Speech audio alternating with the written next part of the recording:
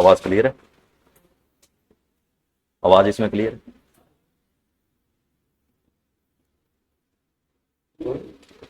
अच्छा, ठीक है जी। हाँ जी, नेक्स्ट था हमारा टेंस।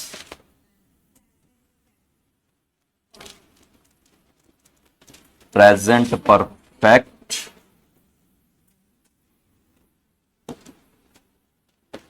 कॉन्टिन्यूस टेंस, यही था जो इसका रूल है। Subject plus has, have plus been plus verb की first form plus ING plus object plus since for plus timing, ये इसका रूल है। ज्यादातर जो पेपर के अंदर सेंटेंस आता है वो सिंस और फॉर वाले आते हैं, और सिंस और फॉर के रिगार्डिंग ही हमसे क्वेश्चंस पुट किया जाता है। ये एक बार रूल आप नोट डाउन कर लीजिए। सिंस और फॉर में आपका मीनिंग समझते हैं कि सिंस का यूज कहां किया जाता है और फॉर का यूज कहां किया जाता है। सिंस किस पर्पज के लिए लगाया जाता है और फॉर किस पर्पज के लिए लगाया जाता है।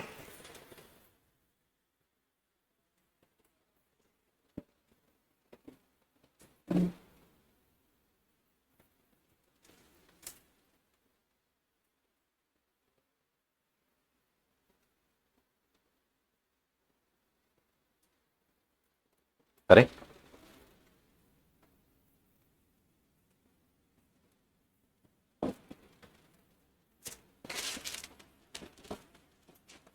सिंस और फॉर, वैसे तो ये दोनों प्रीपोजिशन है। प्रीपोजिशन में यूज की जाती है। ये जो सिंस और फॉर होता है ये टाइमिंग को शो करता है। टाइमिंग को शो करने का मतलब, जब सिंस का यूज करेंगे इसका मतलब ये है कि ये कंफर्म टाइम है, कंफर्म टाइम। और जब फॉर का यूज करेंगे तो इसका मतलब ये अनकंफर्म है। अनकंफर्म टाइम मतलब कौन सा, कि टाइम तो कंफर्म है लेकिन ये कंफर्म नहीं है कि वो चल कब से रहे। टाइम तो कंफर्म है लेकिन ये कंफर्म नहीं है कि वो चल कब से रहे। उसके लिए हम फॉर का यूज करेंगे। और कहीं पर अगर जो टाइम कंफर्म कर दिया जाता है, कंफर्म करने का मतलब जैसे सेंटेंस में लिखता हूं वो कहता है कि वह सुबह से पार्क में खेल रहा है। वह पार्क में 2 दिन से खेल रहा है।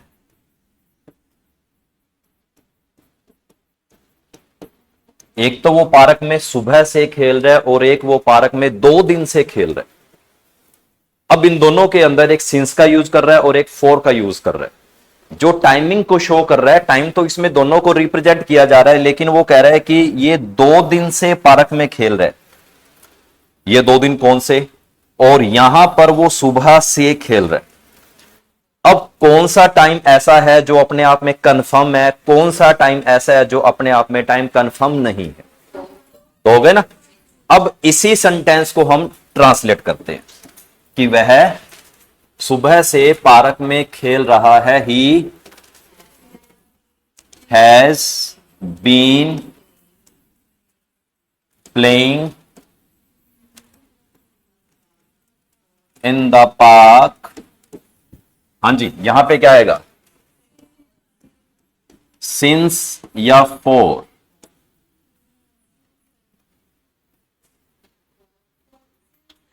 सिंस आएगा। हाँ जी, सिंस वाले रेज योर हैंड। यहां पर सिंस आएगा या फॉर आएगा? फॉर आएगा। हाँ जी, since. He has been playing in the park since morning. अभी बताता हूं कैसे, कि वो पार्क में सुबह से खेल रहा है।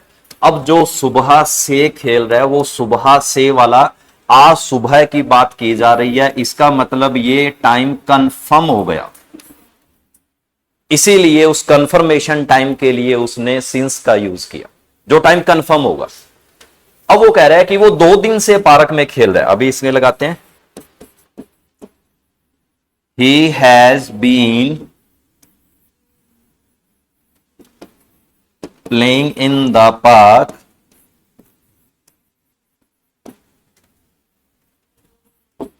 For 2 days. अब हम ये कहेंगे कि सर ये 2 डेज तो कंफर्म हो गया, अगर बात करें तो 2 डेज ये कंफर्म है, तो इसका मतलब यहां पे सिंस आना चाहिए, टाइम तो कंफर्म। और इसके पीछे का रीजन ये है कि ये 2 दिन, कौन से 2 दिन, ये कंफर्म नहीं है। अगर ये कंफर्म हो जाए कि मतलब सुबह से खेल रहा हूं, दोपहर से खेल रहा हूं, शाम से खेल रहा हूं, वो जो सुबह दोपहर और शाम बोली गई है वो कंफर्म है, उस कंफर्मेशन के लिए उसने सिंस का यूज किया। अगर वो कंफर्म नहीं है तो उसके लिए फॉर का यूज किया। मैं 2 घंटे से पढ़ाई कर रहा हूं, कौन से 2 घंटे, ये कंफर्म नहीं। अगर उसने लिख दिया कि मैं 12 बजे से लेकर पढ़ाई कर रहा हूं, तो 12 बजे क्या हो गया, कंफर्म हो गया। तो यानी कि जो डेट, जो टाइम अपने आप में कंफर्म कर दी जाती है, उसके लिए हम सिंस। आपने कहीं ना कहीं एक चीज पढ़ी होगी, आप किसी बड़ी पुरानी शॉप पर जाते हो, उस शॉप के ऊपर उसका टाइमिंग मेंशन किया होता है, लिखा होगा वहां पर क्या, सिंस 1987। ये सिंस क्यों लिखा उसने, फॉर 1987 भी तो लिख सकता था, लेकिन वो दुकान कंफर्म थी कि इस डेट को वो शॉप ओपन हुई थी, इसीलिए उसने सिंस का यूज किया। अब अगर वहां पे वो फॉर लिख देता, फॉर 1987, तो ये क्या था, ये क्या था, गलत हो गया, डेट कंफर्म नहीं है।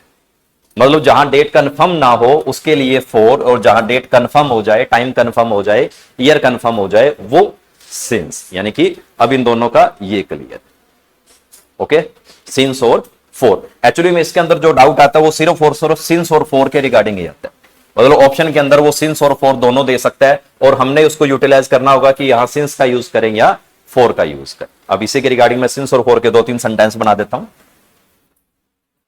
आपने उसको ट्रांसलेट करने।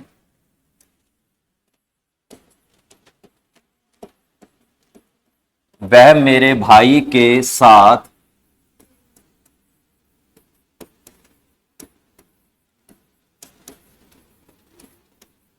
2 दिन से पार्क में या किसी जगह पर सो रहा है।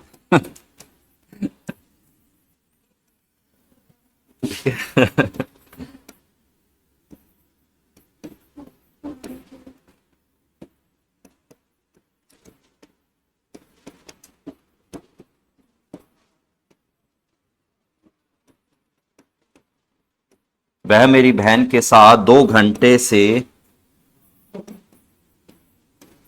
स्टडी कर रही है।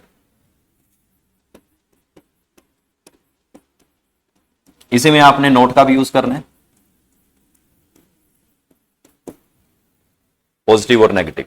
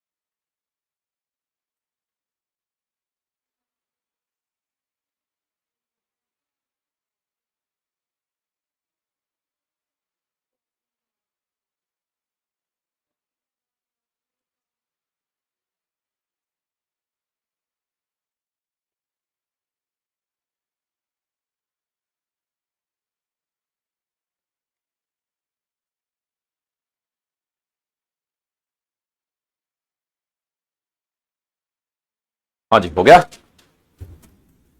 वह मेरे भाई के साथ 2 दिन से पार्क में खेल रहा है। ही हैज बीन प्लेइंग, है सो रहा है, sleeping, sleeping in the park. हाँ जी, गुड नाइट कर रहे हैं। अब उसके बाद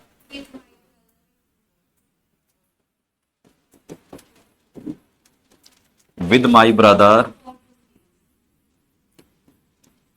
फॉर 2 days। फॉर क्यों आया इसमें? कौन से 2 दिन, ये कंफर्म नहीं, इसीलिए 4।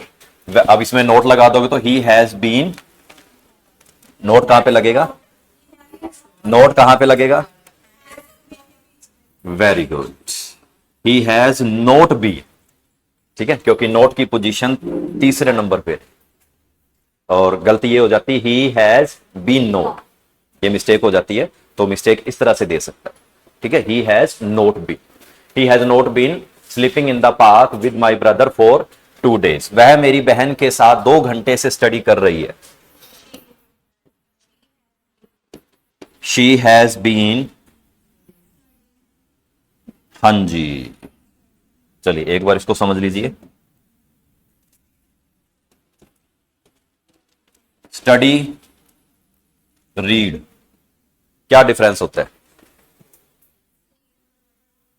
स्टडी पढ़ना और रीड पढ़ाना,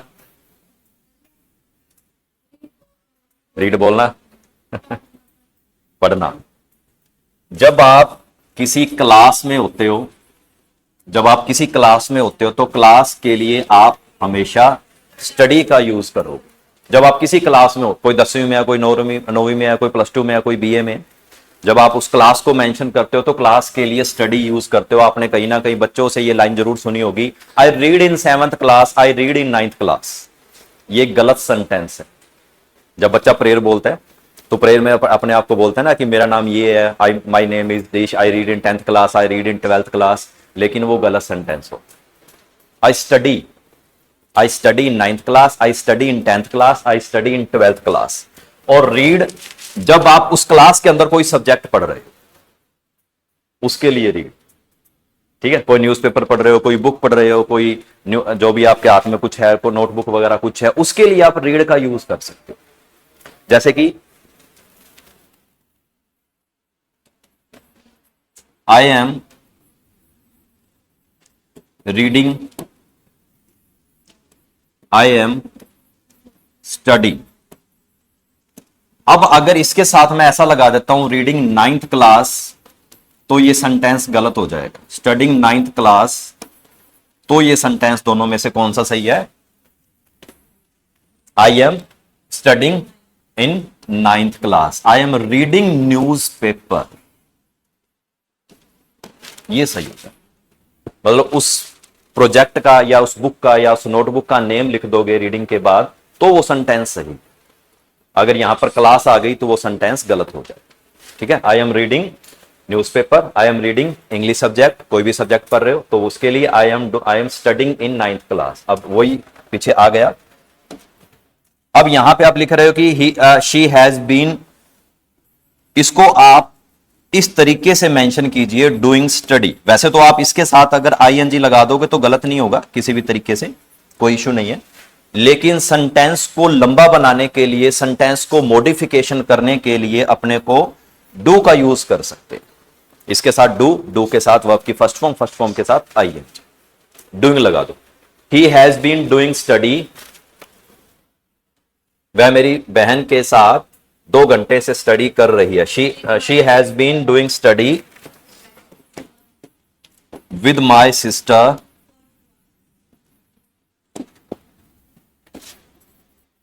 फॉर 2 hours, यानी कि वो 2 घंटे से पढ़ रही है, लेकिन कौन से 2 घंटे ये कंफर्म नहीं है, इसीलिए इसके लिए 4 का यूज। अब क्लियर हुआ एक बार? सिंस और फॉर कंफर्म टाइम के लिए, सिंस और अनकंफर्म टाइम के लिए 4। Okay, any doubt?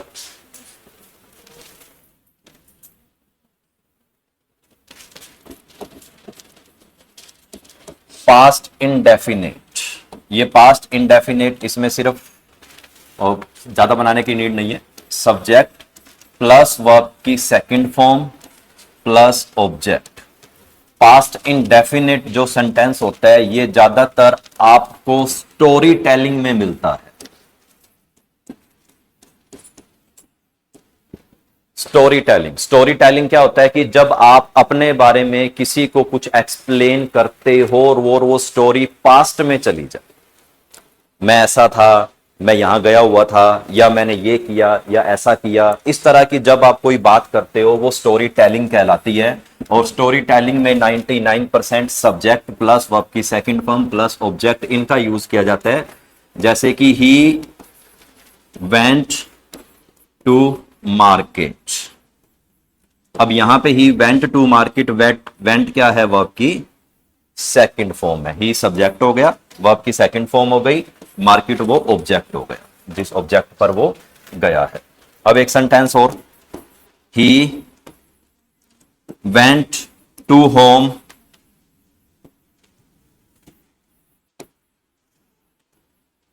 She went home, इन दोनों में से सही सेंटेंस कौन सा है?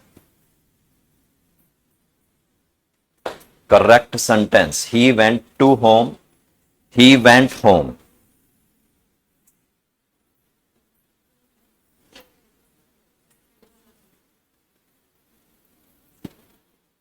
कौन से वाला? फर्स्ट वाला, सेकंड वाला? सेकंड वाला, ये सही है, फर्स्ट वाला सही है, फर्स्ट वाला सही है, हाँ जी फर्स्ट वाला सही है।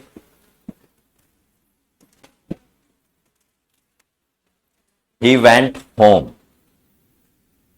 होम से पहले टू का यूज नहीं होता, ये एरर में आता है।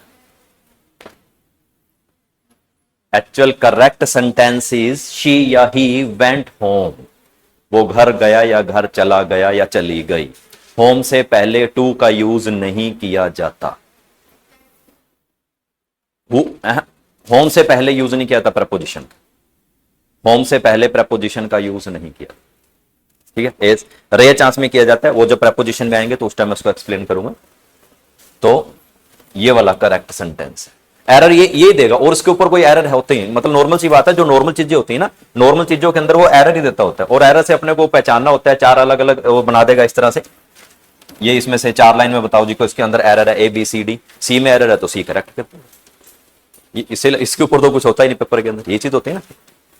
तो ये था सब्जेक्ट, वर्ब की सेकंड फॉर्म और ऑब्जेक्ट। इसमें सारी बातें जो पास्ट की होंगी, पास्ट के हिसाब से, मतलब उसने ऐसा किया था, गया था, आया था, पहचाना था, तो था, थे, थी,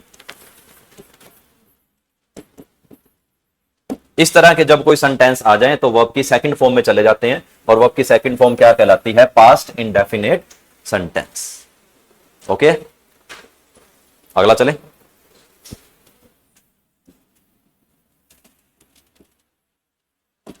पास्ट कॉन्टिन्यूस, इसके अंदर क्या होता है कि कोई काम ऐसा जो पास्ट में चल रहा था,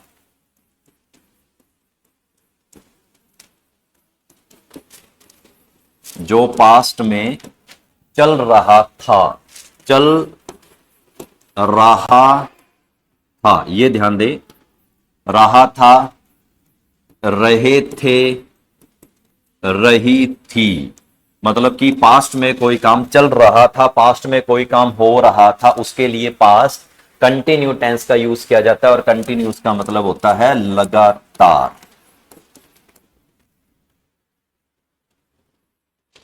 सब्जेक्ट प्लस इसमें वॉज वर्ब का यूज किया जाता है, वॉज वर्ब प्लस वर्ब की first form plus ING plus object. अब वॉज किसके साथ आता है और वर्ब किसके साथ आता है? जो सब्जेक्ट होते हैं singular, he, she, it, name और सिंगुलर, इनके साथ was I, you, they, we, plural, इनके साथ वर। अब आई के साथ वॉज का भी यूज किया जाता है, आई के साथ वर का भी यूज किया जाता है। ये बताता हूं कैसे।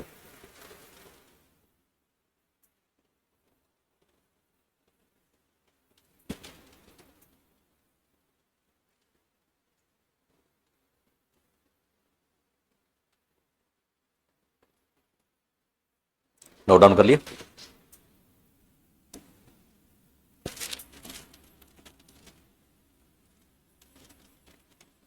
Use of was with I.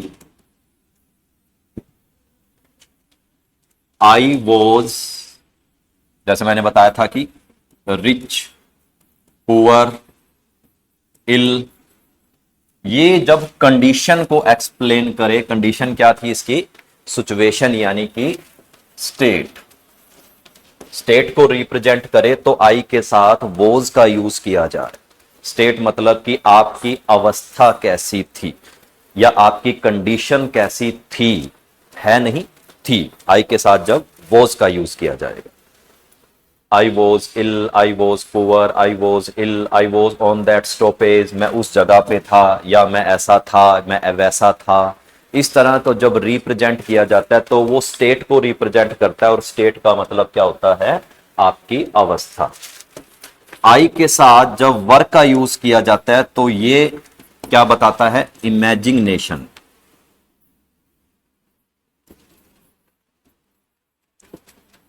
Imagination को शो करता है कैसे, कहता है कि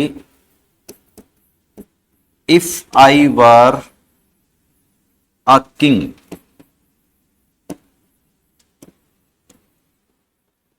आई वुड परचेज एवरीथिंग।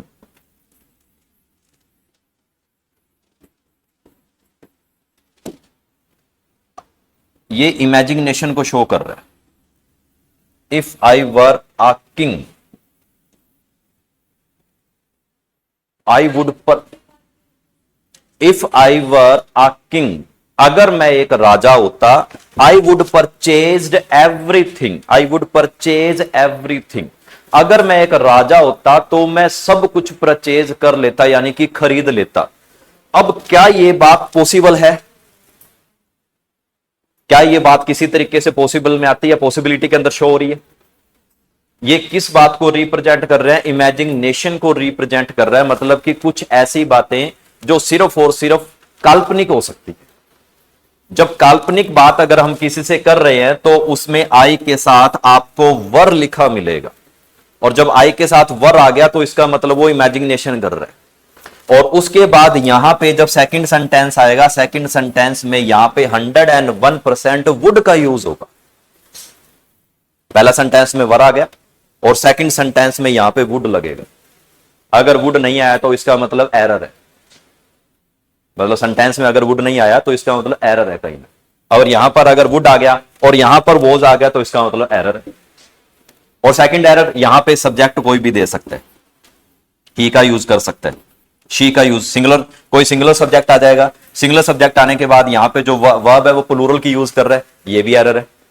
और यहां पे जो सब्जेक्ट है वो भी सिंगुलर आ जाएगा। ये एरर आते होते हैं पेपर, मतलब उसने, मैं आपको वो बात क्लियर कर दी, उसने जो 15 नंबर आपको देने हैं वो इन्हीं में से उठा के देने होते हैं। इसी के अंदर एरर अपडेट कर देगा और इसी में से आपसे कुछ कहीं ना कहीं वो कंफर्म कर लेगा। मतलब कि वुड आ गया, अगर इसमें एक बार फिर से एक्सप्लेन कर देता हूं, आई के साथ अगर वर आता है वो सिर्फ और सिर्फ इमेजिनेशन की बात कर रहा है। अब जब इमेजिनेशन की बात कर रहा है तो वहां पर ये देखें, सबसे पहले जो उसकी कंडीशन है वो इफ से शुरू होगी। पहली कंडीशन ये इफ से शुरू होगी, सेकंड कंडीशन आई के बाद वर लगा मिलेगा, थर्ड कंडीशन यहां पर वुड का यूज होगा। यही एक्यूरेट सेंटेंस होगा। अगर इसमें कहीं चेंजिंग पाई जाती है, मतलब कि इफ नहीं लगा हुआ, तो इसका मतलब ये इमेजिनेशन वाला सेंटेंस हो ही नहीं सकता, क्योंकि वो कह रहा है यदि, अगर, इफ मैं राजा होता तो ये काम करता। अगर मैं राजा हुई नहीं तो इसका मतलब इफ नहीं लगा मिलेगा, वो सेंटेंस एक्यूरेट हो जाएगा। और आई के साथ अगर वर आ रहा है तो इसका मतलब वो इमेजिनेशन की बात कर रहे हैं।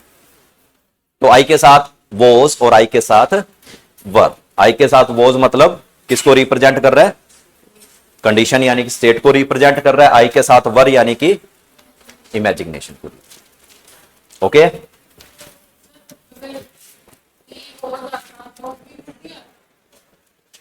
अगर सबसे पहले ही अगले यहां लिख देता हूं, सेंटेंस में इफ आ गया, पहली कंडीशन ये, अगर इफ आया तभी ये सेंटेंस कंडीशनल है।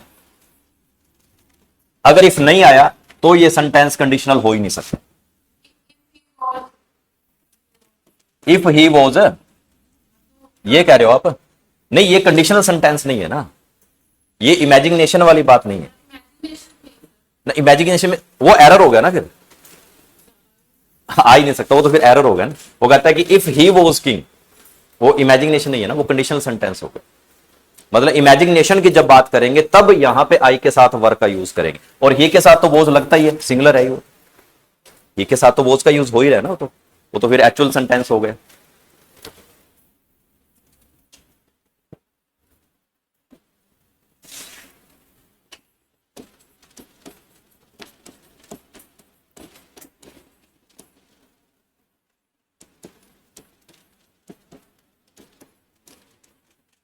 वह मेरे साथ कल बाजार जा रहा था,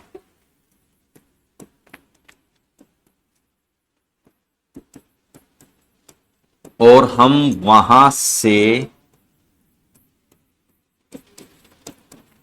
सामान लेकर आ रहे थे।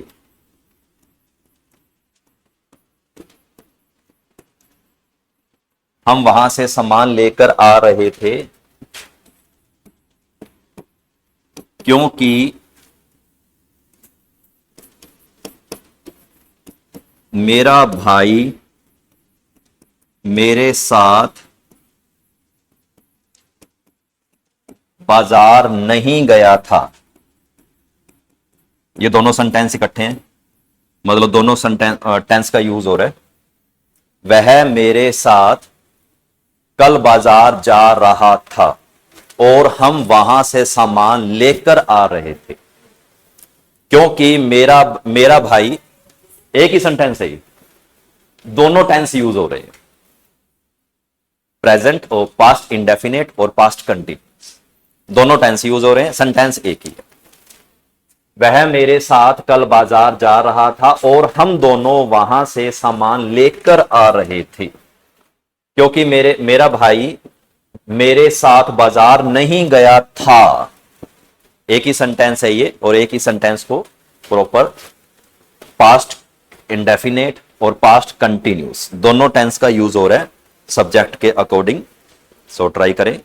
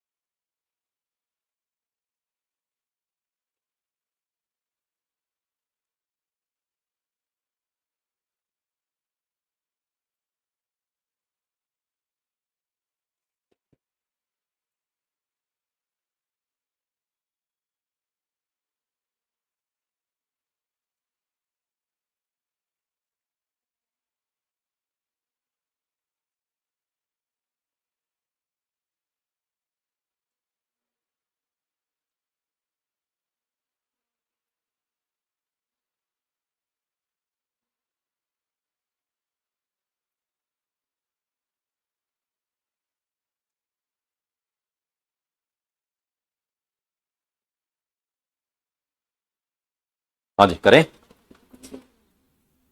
वह मेरे साथ कल बाजार जा रहा था, वह मतलब कि he was going to market with me yesterday. अब यस्टरडे आया तो यस्टरडे का मतलब ये है कि वो कल की बात कर रहा है। दो तरह से होता है, एक बार देखिए, यस्टरडे मतलब कल, जो बीता हुआ कल है। टुडे मतलब आज, टुमारो मतलब आने वाला कल। वह मेरे साथ कल बाजार जा रहा था और हम दोनों वहां से सामान लेकर आ रहे थे। हम दोनों मतलब कि उसके बाद एक बार पूरा बना, एंड वी बोथ। हाँ जी आगे, हम दोनों, और हम दोनों, अच्छा, और हम, ठीक है।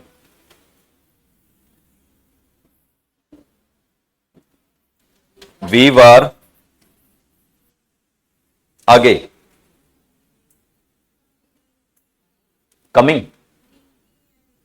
ब्रिंगिंग या टेकिंग। हाँ जी, बाइंग, बाइंग खरीदना हो गया। ब्रिंग वर्ड यूज किया जाता है, ब्रिंग का मतलब होता है लेकर आना, और उसके साथ अगर आईएनजी लग गया तो ब्रिंगिंग। ठीक है, अगर आप में से कोई टीचर होगा तो सेवंथ एट्थ के अंदर एक लेसन है, ब्रिंगिंग अप कैरी। अगर किसी ने पढ़ा होगा तो, bringing up carry, bringing up का मतलब होता है कि लेकर आना या उठाना।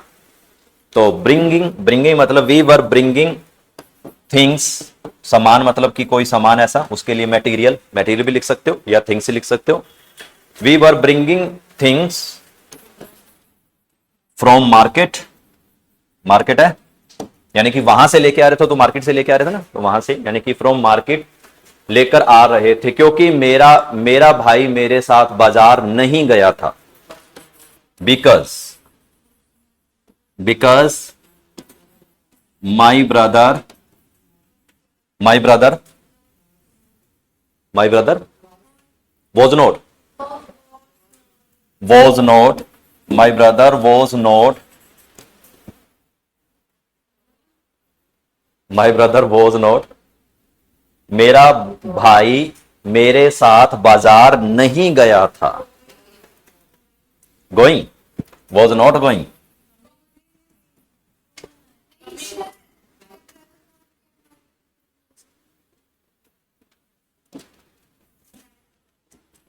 माई brother went not, went not come with me in the market, क्योंकि वो पास्ट की बात कर रहा है, मेरा भाई नहीं गया था। वेंट, मेरा भाई नहीं गया था किसके साथ, मेरे साथ, मेरा भाई मेरे साथ नहीं गया था, इसलिए उसने, यानी कि माई ब्रदर वेंट नॉट, यहां पे कम आना चाहिए या नहीं आना चाहिए? यस, दोनों नहीं आ सकते। उसने कहा कि मेरा भाई मेरे साथ मार्केट नहीं गया था। अब नहीं गया था तो वेंट अपने आप वो सारे काम कर रहा है। My my brother went not market with me, my brother went not market with me, यानी कि वो मेरे साथ मार्केट नहीं गया था। ये एक्चुअली है, ये वाला एक्चुअल सेंटेंस है, क्योंकि वो एरर है, वही मैं बता रहा हूं, एरर कैसा भी आ सकता है पेपर के अंदर। उसने अगर दो इस तरह से मैंने अपडेट किया, क्यों अपडेट किया, क्योंकि वो ऐसा लिख सकता है, दोनों चीजें इकट्ठी डाल सकता है, इकट्ठी डालेगा तो एरर है, क्लियर है, पता चल जाएगा। मतलब इस तरह से कॉमन कॉमन एरर आते रहते हैं, कॉमन कॉमन एरर के अकॉर्डिंग हमने सेंटेंस को पहचानना होता है। हाँ जी, सॉरी, क्लियर नहीं हुआ, एक बार फिर से लिखूं? चलिए दोबारा बोलिए, मैं पूरा यहां बराबर लिख देता हूं। पहली लाइन क्या है, पहली लाइन क्या है?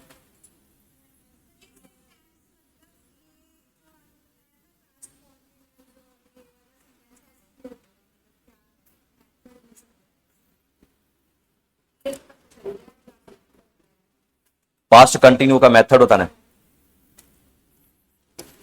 सब्जेक्ट प्लस वॉज या वर, पहले ये पास्ट इंडेफिनिट, इसलिए सेकंड फॉर्म आई है ना, पास्ट इंडेफिनिट आ गया तभी सेकंड फॉर्म आई, अदरवाइज नहीं आई। इसलिए स्टोरी टेलिंग की बात करते हैं ना, स्टोरी टेलिंग का मतलब क्या कि कोई बात ऐसी जो पास्ट में बतानी, कंटिन्यूटी के अंदर वॉज भरा है। हाँ जी, दोबारा करवाऊं? ओके, डाउट है तो कोई बात नहीं, दोबारा करवा लेते हैं, कोई इशू नहीं है।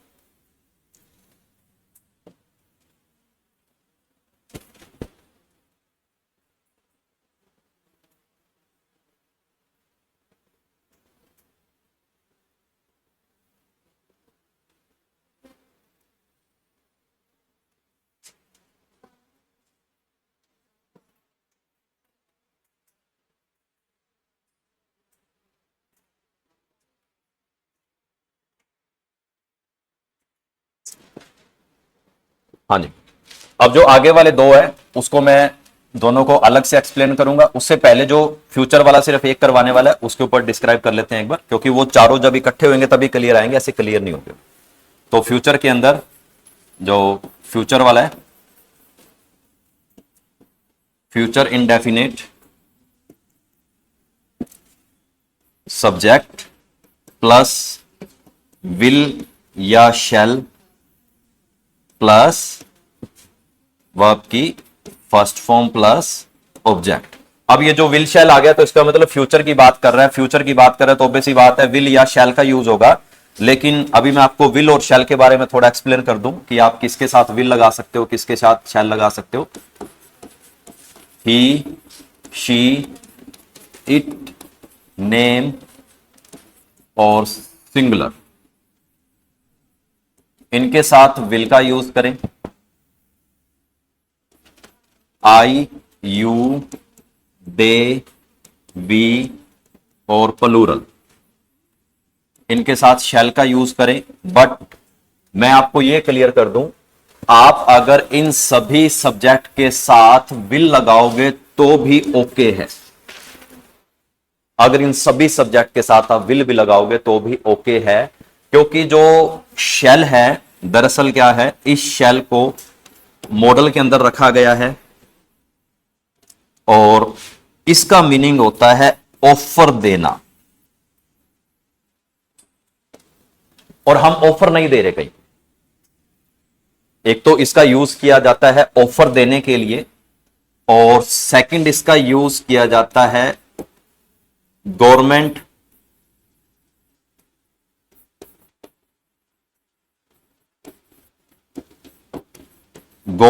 प्रोहेबिटेंट। ये गवर्नमेंट प्रोहेबिटेंट क्या कहलाता है, इसका मतलब होता है जब गवर्नमेंट की तरफ से कोई ऐसा स्ट्रिक्ट एक्शन या ऑर्डर लिया जाता है, गवर्नमेंट की तरफ से जब कोई ऐसा स्ट्रिक्ट एक्शन या ऑर्डर लिया जाता है या दिया जाता है, उसके लिए शैल का यूज किया जाता है। जैसे आपने रिसेंटली, आप स्कूल से, या कोई बच्चा कोई स्कूल जा रहा है, बच्चे होंगे जो स्कूल जा रहे होंगे तो आपके पास एक मैसेज आता है, स्कूल शैल रिमेन क्लोज। एक मैसेज आता होगा, या कॉलेज से होगा तो कॉलेज से मैसेज आता होगा व्हाट्सएप पे, या मतलब नोटिफिकेशन पे, क्या, स्कूल शैल रिमेन क्लोज। अब यहां पे जो उसने स्कूल शैल रिमेन क्लोज का यूज किया, स्कूल या कॉलेज,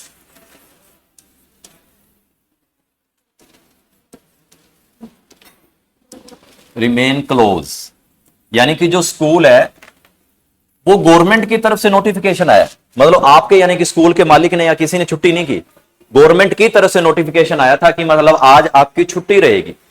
ऐसा ही होता है ना, मतलब कभी सेकंड सैटरडे की छुट्टी आ जाती है, कभी कोई गवर्नमेंट हॉलीडे आ जाता है तो नोटिफिकेशन आता है। उस नोटिफिकेशन के अंदर आप देखना, आपको वहां पर शैल ही लिखा मिलेगा, विल नहीं लिखा मिलेगा।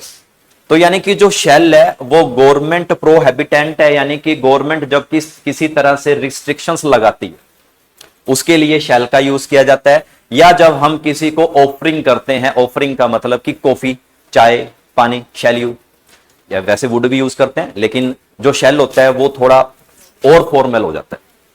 ठीक है, वुड जो है वो नॉर्मली हम ऑफर कर रहे हैं, टेक चाय या पानी या कॉफी के लिए वुड यू, ठीक है, would you take a coffee, मतलब इस तरह से आप वुड ऑफर कर रहे हैं, लेकिन जो शेल है वो और थोड़ा हैबिचुअल हो जाएगा, इसलिए वहां पे शेल लगा सकते हैं। और शेल दूसरा जो गवर्नमेंट प्रोहिबिटेंट होता है, गवर्नमेंट की तरफ से जब कोई नोटिफिकेशन लगाया जाता है या कोई नोटिफिकेशन आता है, उसकी उस टैगलाइन को आप पढ़ोगे, टैगलाइन के ऊपर शेल का यूज किया जाएगा, आने वाले टाइम में इस तरह का काम किया जा सकता है, तो शेल है वहां पे, वो गवर्नमेंट की तरफ से लगाया गया, इसीलिए शेल का यूज किया। और इसीलिए अपनी जो नॉर्मली आप जो इसमें यूज करते हैं, अब जो विल है वो अपने आप में डिटरमाइंड है,